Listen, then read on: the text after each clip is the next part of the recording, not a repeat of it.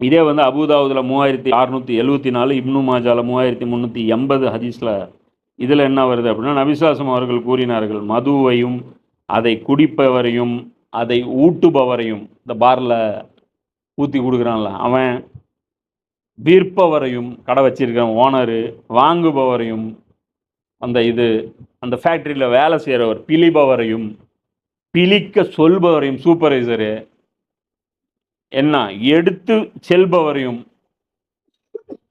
யாரு சர்வீங்க அவரு, எல்லாரையும் அல்லாஹ் ரசூல்லா வந்து என்ன பண்றாங்க, சபிச்சிட்டாங்க.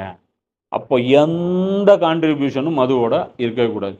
மது கம்பெனியில் நீங்கள் ஒரு ஹோட்டலில் வேலை செய்கிறீங்க, ஸ்டார் ஹோட்டல்ஸில் வேலை செய்கிறீங்க, அப்போ அவங்க ரூமில் வந்து அவன் கேட்பான், ஆர்டர் பண்ணுவோம்ல ஃபோனில் இதா, அப்போ அந்த மாதிரி ஹோட்டல்களில் வேலை செய்யக்கூடாது. எப்படி வேலை செய்யும்? சர்வ் பண்ணும்ல, 5 ஸ்டார் ஹோட்டலில் வேலை, கப்பலில் வேலை, அதில் வேலை, இதில் வேலை, என்ன பண்ணுவீங்க? அங்கெல்லாம் சரக்கு கேட்பாங்க. ஃப்ளைட்டில் ஏர் ஹோஸ்டஸ்ஸு, ஃபாரின் ஃப்ளைட்லாம் போனீங்கன்னா கம்பல்சரி சரக்கு உண்டு. இன்டர்நேஷ்னல் ஃப்ளைட்டில் கம்பல்சரி சரக்கு உண்டு. அப்போ அதை நீ சர்வ் பண்ணணும். அப்போ அந்த வேலையெல்லாம் செய்யக்கூடாது. அப்போ முஸ்லீம்கள் இந்த வேலையெல்லாம் செய்யணும். அதான் சொன்னல, இதெல்லாம் தான் துறவரம். துறக்கிறீங்கள, அல்லாவுக்காக துறக்கிறீங்கள, இதுக்கு பேர் துறவரம். அப்போது இது வந்து இன்னொரு இடத்துலையும் ரசூல்லா சொல்கிறாங்க, இது இப்னு மாஜால 3371, மது குடிப்பதை தவிர்த்து விடுங்கள், ஏனெனில் அது அனைத்து தீமைகளுக்கும் தாய். எல்லா தீமைகளுக்கும் பெரிய ஒரு காரணமாக அது இருக்குது, மது இருக்குது அப்படின்னு சொல்கிறாங்க.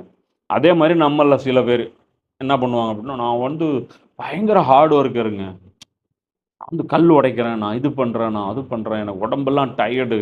அதே மாதிரி நாங்கள் வந்து பனி பிரதேசத்தில் இருப்போம், அங்கெல்லாம் வந்து நாங்கள் எப்படி வந்து இது பண்ணுறது? ரஷ்யாவில் போய் பாருங்கள் முஸ்லீம்கள் எப்படி இருக்காங்க. 46 -46 டிகிரி டெம்பரேச்சரில் சாராயம் குடிக்காமல் பள்ளிவாசலில் போய் தொழுகிறவங்களாம் இருக்காங்க. சரியா? அதெல்லாம் வாழ முடியும். அல்லாவுடைய உடல் அல்லாவுக்கு தெரியாதா? இம்பாசிபிளாக இருந்தால் அல்லா என்ன சொல்லுவான்? சக்தி இல்லாதவர்களை தவிரன்னு அல்லா சொல்லி ஒரே வேலை. நம்ம உடம்புக்கு மது அவசியம் இல்லைங்கிறது அல்லாவுக்கு தெரியும். இப்போ இந்த இடத்துல ரசூல்லாட்ட கேட்குறாங்க, நான் நபி ஸல்லல்லாஹு அலைஹி வஸல்லம் அவர்களிடம் கேட்டேன், அல்லாவின் தூதரே, நாங்கள் மிகவும் குளிரான இடத்தில் வாழ்கிறோம், அங்கு கடினமான வேலைகளை செய்கிறோம். கோல்டு பிளேஸு, கடினமான வேலை, அதனால் நாங்கள் கோதுமையை கொண்டு மது தயாரிக்கிறோம். புரியுதா? இதன் மூலம் நாங்கள் நம்முடைய வேலைகளும் கடுமையான குளிருக்கும் சக்தி பெறுகிறோம். இதனால் எங்களுக்கு என்ன கிடைக்குது? எனர்ஜி கிடைக்குது. அடுத்த நாள் நாங்கள் போய் தெம்பா வேலை செய்கிறோம், அந்த சூட்டில் போய் அப்படி வேலை செய்கிறோங்க. அப்போ ரசூல்லா கேட்குறாங்க, கோதுமையில் செய்கிறோம், அது சொல்கிறேன், மெட்டீரியல்னு சொல்கிறேன், கோதுமையிலேருந்து செய்கிறோம். அப்போ ரசூல்லா சொல்கிறாங்க, அது மயக்கம் தருதா கேட்குறேன். ஆமாம் அப்படிங்கிறேன். அப்போ ரசூல்லா சொல்கிறேன், அதை விட்டுருங்க. அவர் மீண்டும் சொல்கிறார், என்ன சொல்கிறாரு? ஆனால் மக்கள் அதை விட மாட்டாங்க. இவர் என்ன சொல்கிறார்? ரசூல்லா என்ன சொல்கிறாங்க? விடலைன்னா அவங்க கூட சண்டை போடுங்க. விடமாட்டான் அப்படின்னா அடிங்க. பனிஷ்மெண்ட் இருக்குது இஸ்லாத்தில். ஒருத்தன் சாராயம் குடித்தது தெரிஞ்சிருச்சுன்னா இங்கே நின்று ஊதி பார்க்குறாங்க இல்லையா, அது மாதிரி இஸ்லாமிய அரசாங்கம் இருந்து அதுக்கு நான் சொல்கிறது முஸ்லீம் அரசாங்கம் இல்லை, இஸ்லாமிய அரசாங்கம். இன்றைக்கி இருக்கிற 57 நாடுகள் வந்து முஸ்லீம் அரசாங்கம். நான் சொல்கிறது அல்லாவுடைய ரசூலுடைய இஸ்லாமிய அரசாங்கம்.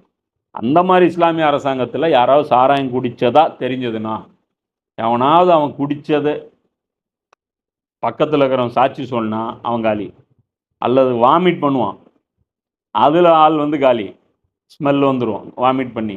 இந்த மாதிரி யாரோ கையிலங்கிழமை சிக்கினா கொண்டு போய் கொடுத்தா அவனுக்கு வந்து 40 கசேரி அடிக்கிற அடியில் தெளிஞ்சிரும். இனிமேல் ஆள் வந்து தலைவர் வந்து போகவே மாட்டார். ஃபஸ்ட்டு விஷயம், எந்த கடையிலையும் சேல் இருக்காது, அவனே வீட்டில் ஊற போட்டு குடிப்பான்.